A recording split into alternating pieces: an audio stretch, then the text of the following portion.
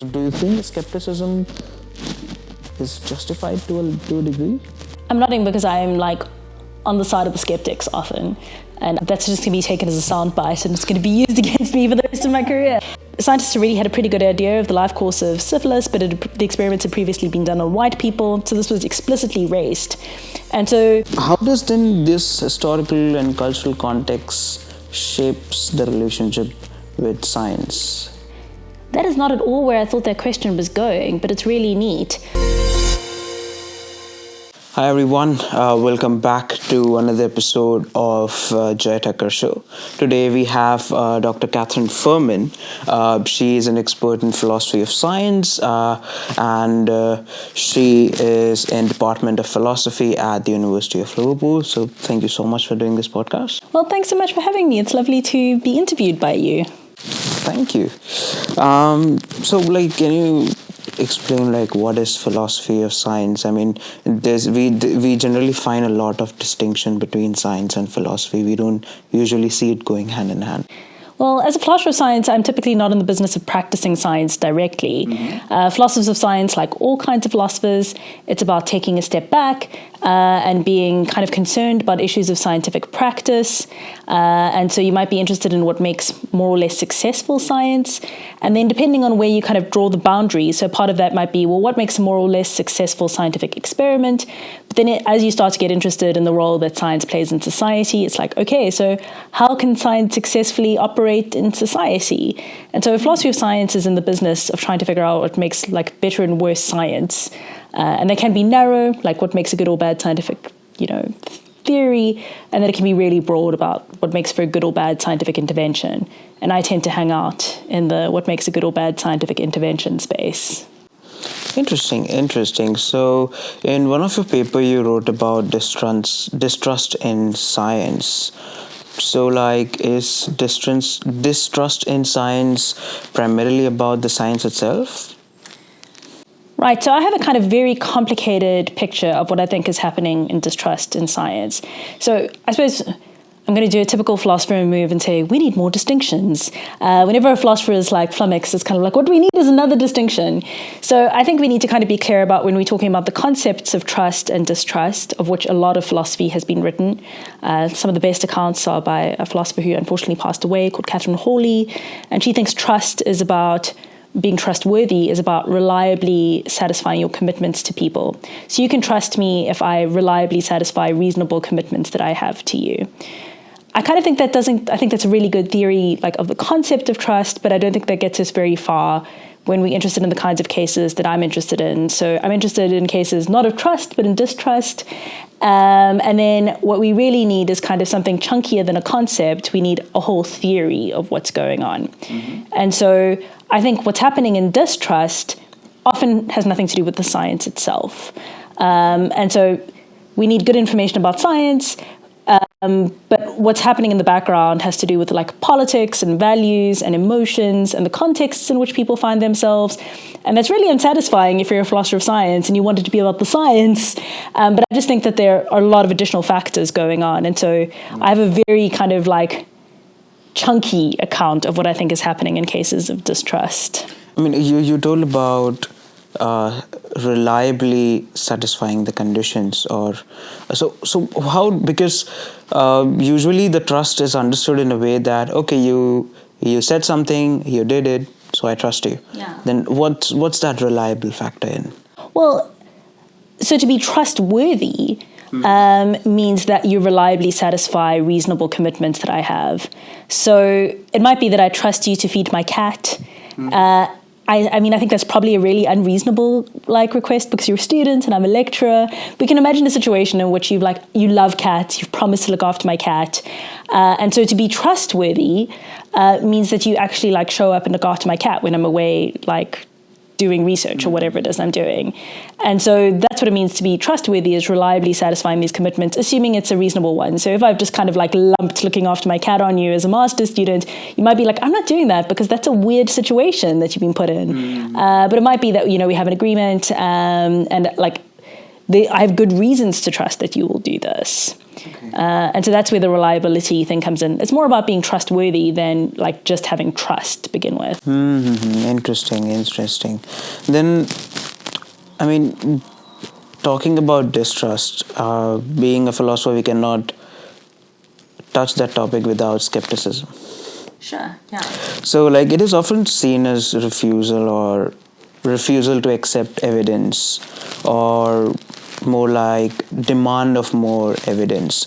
So, like, when does skepticism become more productive? Because you're talking about distrust. Sure. So I kind of think almost all skepticism is going to be kind of fine. Or we need to be careful about being too prescriptive about people not being skeptical. I have a colleague called Maya Goldenberg in Canada, and she's written a really good book on vaccine hesitancy called Vaccine Hesitancy. And she, right at the beginning of the book, is clear that we need to be very careful about not demonizing people who are worried about vaccines. So skepticism can just be a kind of worry about something. So she asks us, following kind of good like literature by the World Health Organization and other organizations, to be cautious about like not lumping people who are worried about vaccines, which she calls vaccine hesitant people, with people who are out and out vaccine denialists, people who just don't believe that vaccines work or they believe that vaccines are harmful, kind of people that we often think of as being like the bad guys. I don't even like saying that. But I think skepticism can be a kind of fine space to occupy. It just means that you're kind of worried about the science. And like I think often we have good reasons to be worried about the science. And that doesn't mean you're a denialist or some kind of kook, or that you have like a tinfoil hat that you keep under your desk. I think that like being worried about the science can kind of be fine. It can be reasonable. It can be understandable. Like it can be a fine thing to do. Then at which point then does it turn into denialism? I think we need to be very careful about when we use the denialist label. But I say this kind of as a hypocrite because I wrote a whole PhD thesis on AIDS denialism, and I used the word denialist along the way. So typically we see people move from kind of skeptical spaces or hesitant spaces or concerned spaces into denialist spaces when they start to reject really well-established like points of scientific evidence.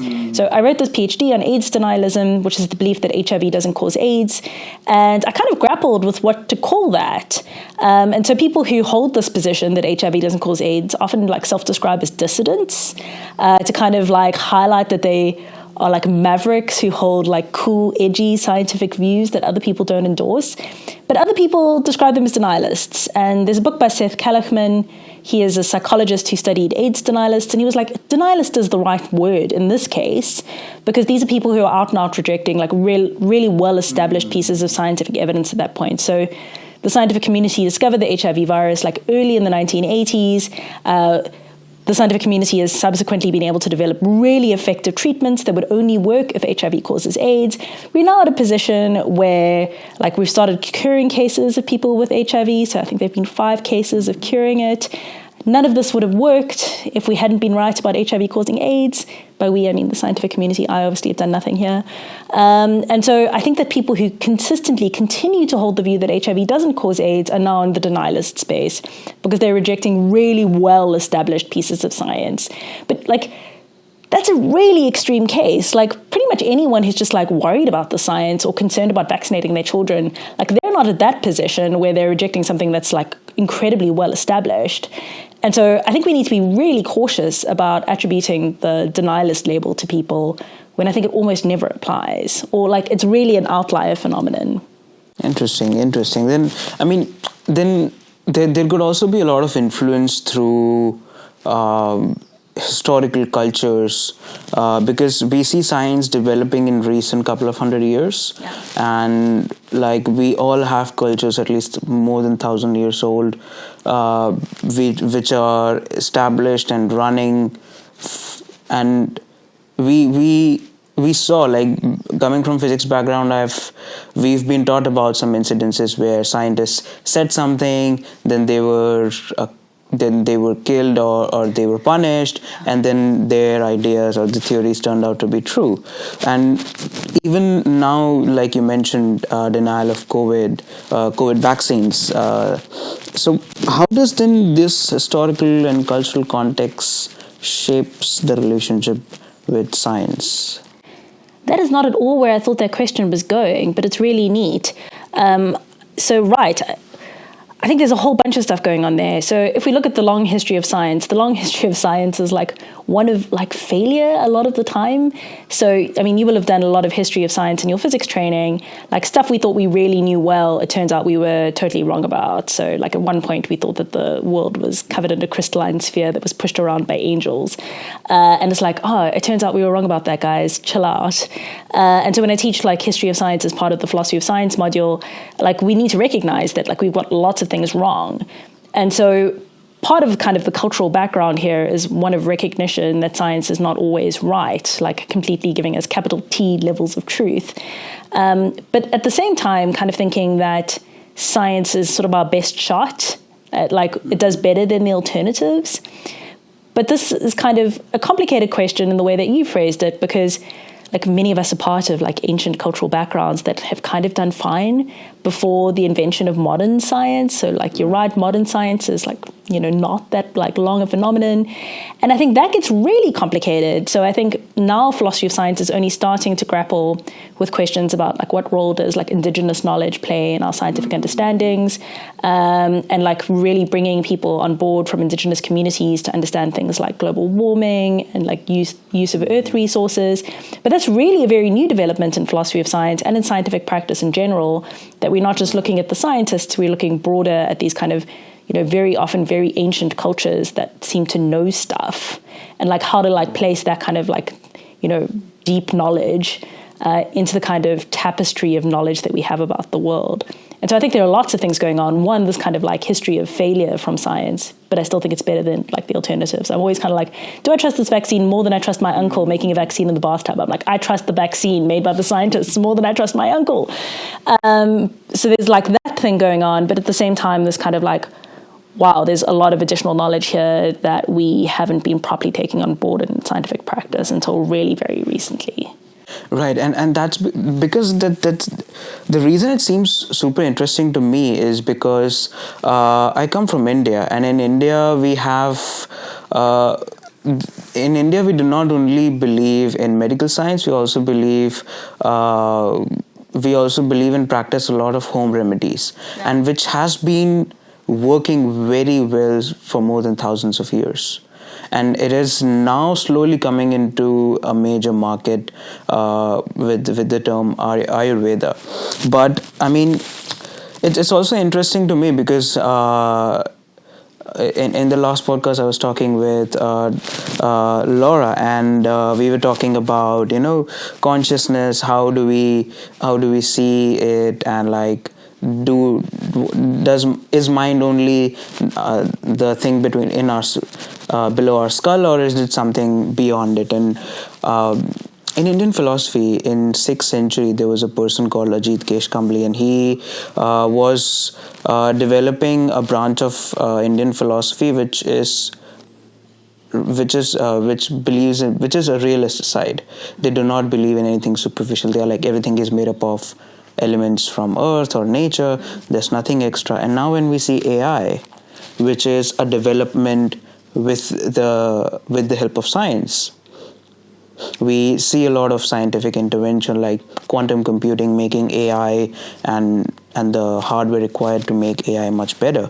So thinking in that direction, like, do you feel that we have ignored a lot of chunk from our cultural background? And I'm not only talking about Eastern background, overall globally.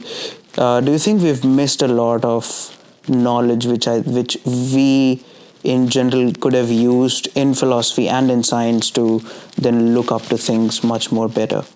Yeah, I think it's become very kind of cool and trendy in philosophy of science now to take cultural knowledge more seriously than they have done previously. And we see this in all different kinds of ways. So I'm South African, and it's very normal for South Africans, or at least Black South Africans, white South Africans don't really do this, but it's very normal for South Africans to kind of consult both traditional medicine in the form of someone called a sangoma or a witch doctor to provide medical guidance, and the formal medical establishment. And so it's completely normal for people to kind of like move between both worlds. And that's kind of interesting, and I just don't know enough to know what to do with that. philosophers of science and like scientists in general are starting to take indigenous knowledge very seriously for practice. And so I have a colleague called Alison Wiley at the University of British Columbia. She's a philosopher of archaeology. University of British Columbia is in Vancouver, which is like built on indigenous land. And so being an archaeologist and being based on indigenous land, that's a really difficult like position to occupy. And how do you do that respectfully? And how do you take seriously people's like local knowledge? Because these people have been based on this land for an extremely long period of time. And Alison takes her role really seriously as being like one of these Canada research chairs. And so there have been cases where there were archaeological questions that the archaeologists themselves couldn't answer. They were like, this person is wearing weird clothes. Like, it doesn't make sense that they would be wearing, like, not this person, like an ancient remains, set of remains. Like, this person is wearing weird clothes. They have an unexpected, like type of food in their stomach. We don't know what to do with any of this information. And they've had to like consult the indigenous community. And the indigenous community has been really helpful. And it's like, oh, they're wearing that, which means they come from here. Well, they would have eaten this if they were this kind of person. And so they were able to kind of piece together who this person was based on information that they got from the indigenous community. So they couldn't do the science without consulting the local community. But there are ways of doing this that are more or less respectful.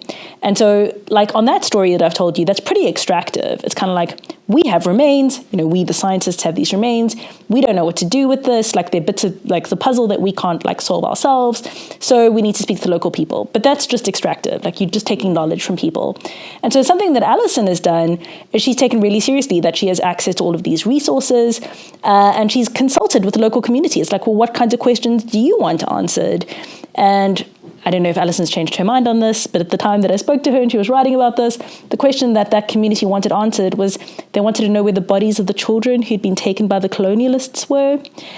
And so that was a question that the university could answer. And so there's a lot going on in these cases. So one is kind of like we need to think more carefully about like what are the gaps in Western science that can only be filled with indigenous knowledge. Alison Wiley's case, great example of like fitting in puzzle pieces. But then how we do this in a way that isn't just extractive and that we also offer local communities something as well, that we can be like useful collaborators as opposed to doing some kind of neo-colonial like extraction of knowledge. Interesting. So moving on, given the past scientific failures, like, is a sense of skepticism justified towards science? Because, I mean, in past we've seen that a lot of unethical medical experiments in general have also been done, and we see a lot of cruelty also attached to it. So do you think skepticism is justified to a degree? I'm nodding because I'm like on the side of the skeptics often, and that's just going to be taken as a soundbite and it's going to be used against me for the rest of my career. So there are two things going on, right? So one is kind of a history of failure in science. So we were joking before, but it's not a joke, about the kind of like crystalline sphere view of the world.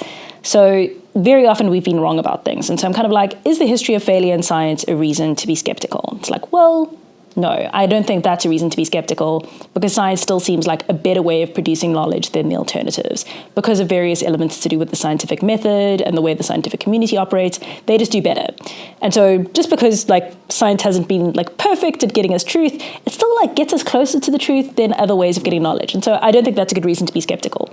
But the other part of your question was about the history of unethical behavior and scientific malpractice.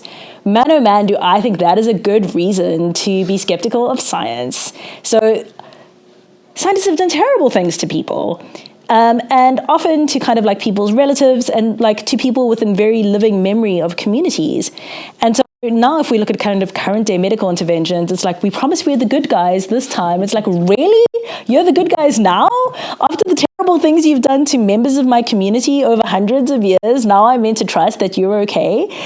And like, it's not as though people have forgotten about the bad things that were done in the history of medicine. This is very much kind of like a living memory. Would you like a story of this as well? I don't know if you're that interested. So like one of the biggest examples of medical malpractice is something called the Tuskegee experiment that happened in Alabama. And this was an experiment done on black men in Alabama, where they wanted to see what the life course of syphilis looked like in black men in particular. scientists already had a pretty good idea of the life course of syphilis, but the experiments had previously been done on white people, so this was explicitly erased. And so they denied these men access to correct diagnoses of what was wrong with them, access to medicine as treatments for syphilis got better and better. They just didn't have access to them. They actively lied to them and told them that they were providing them with medical care when they were doing things like spinal taps on them. And then after they died, they basically bribed the families to get access to the corpses to continue doing science on them. And so this is considered to be one of the darkest moments in medical history. Everyone agrees that this was terrible. There's a whole book on this called Bad Blood. It's worth reading. It's not I don't know, it depends on how strong you're feeling on a particular day. It's really bad. And so fast forward to the 2000s, there was an outbreak of TB in a place called The Hill, also in Alabama. And TB is typically considered to be a kind of third world disease. How is this happening in the United States, this developed country? But medical assistance quickly became available. And community members actively rejected the medical interventions. They wouldn't get tested. They wouldn't accept the treatment. At one point, police had to accompany medics into the community because they were having community members were throwing bottles at them to keep them out. The community was hostile. They didn't want the medical care. And it's kind of well, this is basically just down the road from Tuskegee. This community has not forgotten what happened within basically living memory of the community. And then you want to be are these people being obviously irrational about being suspicious of the scientists? It just seems as though, if you've been treating a community badly for a long period of time to now suddenly expect people to kind of switch modes and be oh, thank you, scientists, for bringing me healthcare. That seems way more bizarre to me. So do you think maybe after 20, 30 years we would see similar cases coming to limelight for when COVID occurred? I really hope. You mean the badness of Tuskegee? Similarly, so maybe the communities who had their distrust in science and then they would maybe mistreated during the pandemic? Yeah, I don't know how this is going to pan out. I always think that I get much better at doing philosophy of science once the cases become historical because I don't have good views when I'm in the middle of things. Right. And so COVID still feels kind of very recent. Yeah, it feels like it was last year. It feels like it was last year. And in some ways it's not over. People are still suffering from long COVID. People are still getting sick. It's still ongoing. So it's not like there was the end of the COVID pandemic. I kind of don't know what we're going to find out in the long term. I always am sort of optimistic that we will never see the kinds of obvious human rights abuses that we saw in Tuskegee or in the Nuremberg experiments that happened. Well, not the Nuremberg experiments, but the Nazi experiments that happened during the Holocaust. I think that we now have international laws against this kind of stuff. And so I'm always optimistic that we won't see these kind of very blatant human rights abuses. Do I think that it means it never happens? I don't know. And I certainly don't know what's going to come out about COVID. And I think, for instance, we've treated long COVID cases maybe not well. And so how that pans out is going to be really difficult. How we think about lockdown historically is going to be kind of contentious. Plenty of people were made unemployed. Their mental health suffered. They didn't have access to other kinds of medical care because of the COVID lockdowns. But then plenty of other people got sick because lockdowns weren't strong enough. And so I kind of think we just sort of need to wait to see what happens because these things are going to become clearer as, current events become history. And so I don't want to make any kind of hot takes on what to think about COVID yet. But I think I'm optimistic that terrible things like Tuskegee don't happen anymore. I really hope not. I don't know. I don't even know if I believe that to be true. Hopefully we won't see anything like that, but things are going to be controversial as the historical record becomes clearer. Right, I agree. I mean, medicine is that part of science, I think, which requires a different sort of attention than the regular sciences. Yeah.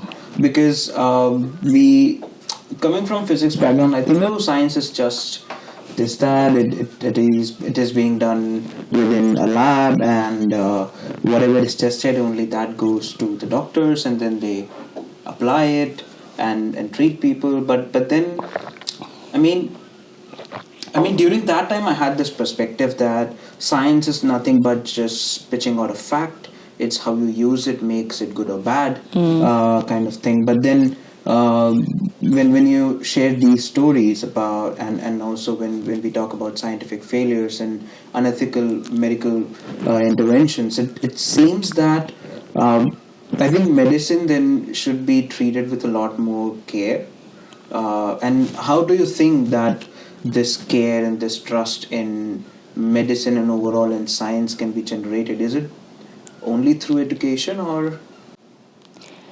Yeah, I mean, I obviously think that like medicine needs to be treated with special care. And I've spent most of my academic career thinking about health policy interventions because I think we need to be super careful about how we do these kinds of things and super respectful. And we always like intervening like in people's lives. And I think you're totally right that this is very different from other kinds of science where it's kind of neat that the other sciences happen. But when science comes this close to society and gets like in people's like most intimate portions of their lives, the stakes are much higher. So, I mean, the contrast case is just last week I was visiting the UK Centre for Astrobiology in Edinburgh, where they're looking for evidence of fossilized microbes on Mars. It's so cool, it's so neat. But like regardless of what they find, it's not important to us in the way that medicine is, because medicine directly affects us in our worst moments. It's sort of like your baby is dying, you're sick, like you're not in a good place. So medicine meets us at our most vulnerable. That said, I think that if we discover life on Mars, even if it's microbial, that'll change everything. So I think it's really important science that's being done. But it doesn't feel close in the way that medical science does. And so I think we need to be super careful in this. That said, I think that scientists medical scientists and doctors and people who operate in the space are super conscious and aware of this role. I don't think that they're like oblivious. I think they take super seriously that they know they're intervening in people's lives and they're hoping to do this in the best possible way, in a way that kind of builds trust and is trustworthy, not just trusted. And so I just think you're right that like medicine is different from the other sciences because it meets us in our most vulnerable and it's literally life and death. Where if we discover microbes on Mars, it's not life or death. It's still really cool though, and will change our kind of relationship to the universe. Right. I mean, it makes impact on taxes. It'll impact on taxes? Why? Government planning to build a station on Mars. Yeah, that's true. And people will think, oh, my taxes are going there. I will need more medical attention. Yeah, it might be that it might be that I'm massively underestimating this. I mean, I think if they do discover fossilized microbes on Mars, then there'll be evidence of life in the universe, and that's a huge deal for like how we consider ourselves. Right. But what you've pointed to is also something else where if you read any of the documents that have to do with any science that's happening in relation to Mars, a lot of it has to do with figuring out whether or not Mars could be habitable for humans. Yeah. And there is a sense in which we like the jig is up, this planet is like over, and so it might turn out that this really is the most important thing for like the future survival of humanity. But I'm just interested in whether or not there's life in the universe, and so that's kind of much smaller scale than if we're going to like relocate to a different planet. Interesting. So how was that experience at Edinburgh though? It was amazing. People who work in the space sciences are super lovely and want to show you all of their experiments and welcome you into their lab meetings and teach you all the things. And so, unlike you, I don't have a proper science background. Like, I didn't do a science degree. And so everything is very hard for me and I need it explained to me in like graphic detail. But let me tell you, you're living our dreams. I don't know that that's true. And so part of what was so amazing about being at the UK Centre for Astrobiology is how everyone was super willing to show me everything and explain everything to me in ways that I understood. And so it was an amazing experience, and I got to see the kind of cutting edge research in the field, and it was presented to me in a way that I totally understood. It was very good, like all good vibes to the UK Centre for Astrobiology in Edinburgh.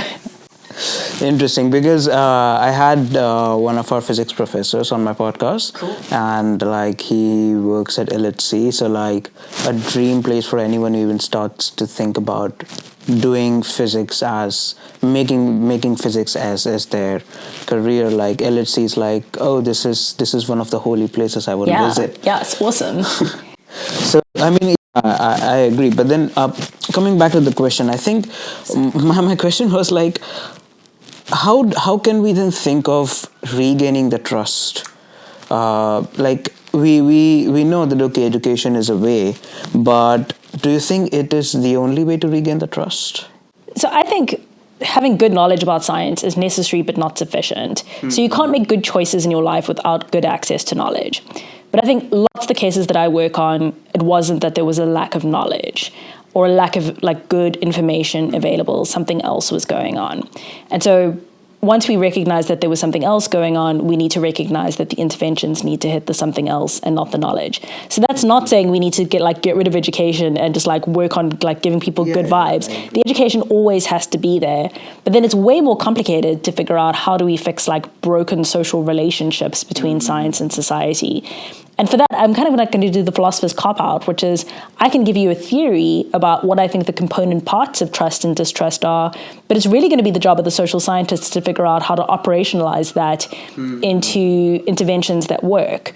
I mean, I know one kind of intervention that does work is thinking about community health workers. So community health workers have been really successful all over the world, including in India and in South Africa. And these are people who are ordinary members of the community who don't have medical training and who knows how the community ticks. And typically, like when we look at them in South Africa, they're also kind of like in villages where they literally know everyone in the community. And so they get a little bit of training in one particular medical issue like HIV/AIDS, and they get a little bit of money as like a stipend to like compensate them for their time, and they act as the go-betweens between members of the community and members of the scientific world. And so if part of what's going on is that you can't trust these distant scientists who have a bad rap, you can trust like Marge down the road who you've known forever. And so having someone who knows the scientist and knows the community is great because they can act as these go-betweens. And here I'm like using science as a really broad term. I'm including Doctors Without Borders and like the envoys of the scientific community. I'm not talking about the guys in the virology lab. Right. But having these go-betweens is really useful. The ethics of that is kind of shadier. So that's effective. We know that community health workers work. Ethics of that's really sus.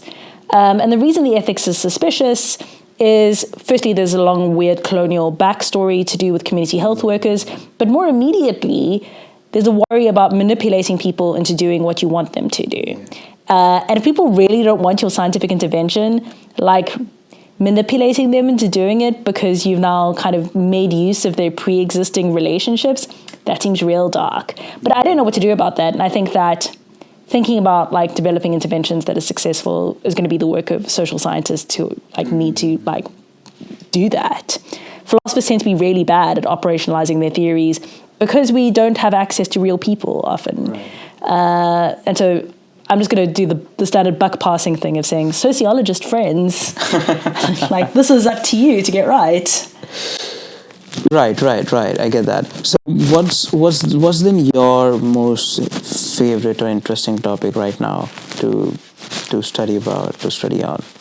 So I've been thinking about distrust in science for a long time. That can be quite depressing. It's super fascinating, but it's been quite depressing because the kinds of cases I'm interested in are like Ebola in West Africa and AIDS in South Africa. And it's like the plot line is invariably, and then everyone dies. And it's like, oh, well, that's very depressing. So distrust is always front and center of my kind of academic life in a way that I think is good and productive. That said, I've already mentioned that I was in Edinburgh last week hanging out with the astrobiologists. And so this is what I'm also really excited about. I'm really interested in how astrobiologists manage really scarce evidence. So best case scenario with these Mars rocks that are going to be coming from Mars in like 10 years, there might be 30 rocks. So 30 little items that they'll have to work with. But the day-to-day work of anyone in the space sciences is that you're really far away from the things you're interested in.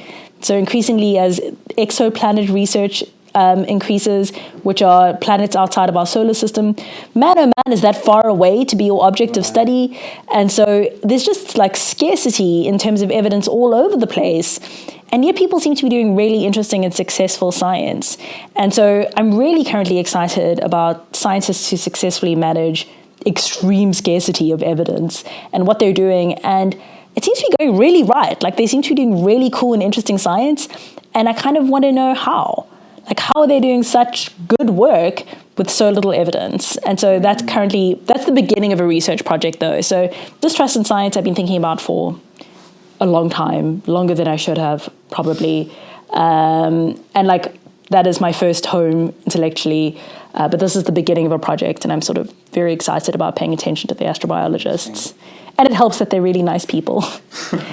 People in medicine are nice as well. Everyone's nice. Interesting. I mean, I should tell you that you're living a physicist dream. Why am I living a physicist's dream? The kind of access you have to the people and their work. I mean, leaving physics during undergrad in physics, it's like you're just born in. You're not even taking steps. Masters and PhDs are where you learn to take steps, and the areas which you're getting access to is like after 20-30 years, when you become an adult in physics industry, then you get access to these rooms. So it's almost like a dream for everyone who is starting their career in this. I can see that, and I kind of don't know why I've been given such good access. Like, maybe I do know.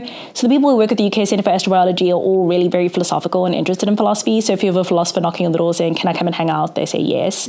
But people who work in these fields are just like incredibly generous with their time and like resources in a way that I find quite puzzling. So I was meant to, I was based in the UK Centre for Astrobiology, which are, you know, people who are worried about microbes overwhelmingly. They're worried about other things as well, but like they do a lot of microbial work. Very early on in my trip, at the beginning of the week, there was a like coffee, which was essentially all the people who work on planetary sciences in the university in one room. I then met people who work on the physics site, which is up the hill, different campus. And they were like, "Katherine, if you're interested in scarce evidence, and you think that the astrobiologists have scarce evidence, man, oh man, have you seen nothing yet? We will show you scarce evidence. Our evidence is so scarce, we name our individual photons." And so they come up the hill, we'll feed you donuts, and we'll show you what really scarce evidence looks like. And so Friday last week, I went up the hill to the astrophysics site, and sure as heck, they fed me donuts and showed me really scarce evidence. In particular, they sat me down and told me about dark matter, which they don't think they have an evidential scarcity problem.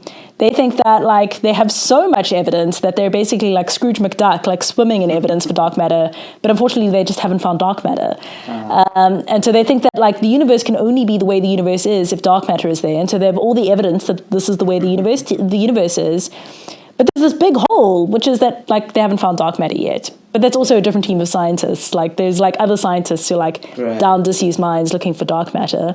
And so I don't know why people have been so lovely and have given me such access. I probably wouldn't be this nice to me and give me such access if the roles were reversed. But yeah, even the physicists were lovely to me. So yeah. Interesting. So like, do you have any questions for me at the end? I'm curious about how you have found the move from physics to philosophy. Like, do you think this was a good move? Do you think that philosophy of science might be in your future? How have you enjoyed this like move into a new field? I mean, I would not consider it as a new field. I would consider it as a new perspective to look things from, because I chose to do physics because I had these questions. When I was a child, I got to know, this is the universe, this, that. I mean, I was not aware about the detail, but when I got exposed to this concept of universe, I thought that, what if this universe is nothing but an inside of an electron, and then that electron is again a part of another universe, all these kind of things. So then that led me to thought that, okay, then what is the truth? Who are we? I mean, does God exist? Then I was like, no, science will give me a good answer, because in 2012 we had the Higgs boson boom, people calling it God particle, and I was like, science will give me an answer. I will go for that. And when I went to do physics, I was like, it's interesting, but I cannot do the math. Okay, I often meet scientists who move from science to philosophy. But invariably it's like, well, why did you choose not to do science? They're like, I could not repeat another experiment again. And so they could do the math, but they couldn't handle like endlessly sitting in a lab repeating the same experiments over and over again. But colleagues in the sciences often tell me that they end up with students who like come to the sciences because they want to know the secret to the universe. And like that is just not something that is not up for grabs. Right. But I mean, what science has actually taught me is, more than an interest, more than knowledge, is the kind of skill set. And I find philosophy has a very compatible skill set, which which fits well with the skill set that science in general gives you. I mean, science gives us the skill set of repeating things again and again in a framework that if it succeeds, will get a result which can be useful for more than just one case. And philosophy has a skill of digging into things with a very logical argument, with a very logical mindset.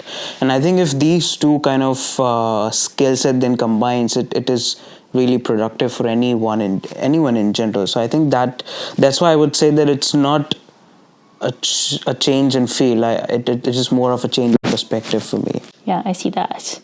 And I really like your kind of, I don't know, recognition, or I don't know if that's the right word, but the point that these are useful skill sets to have just to be a person in the world.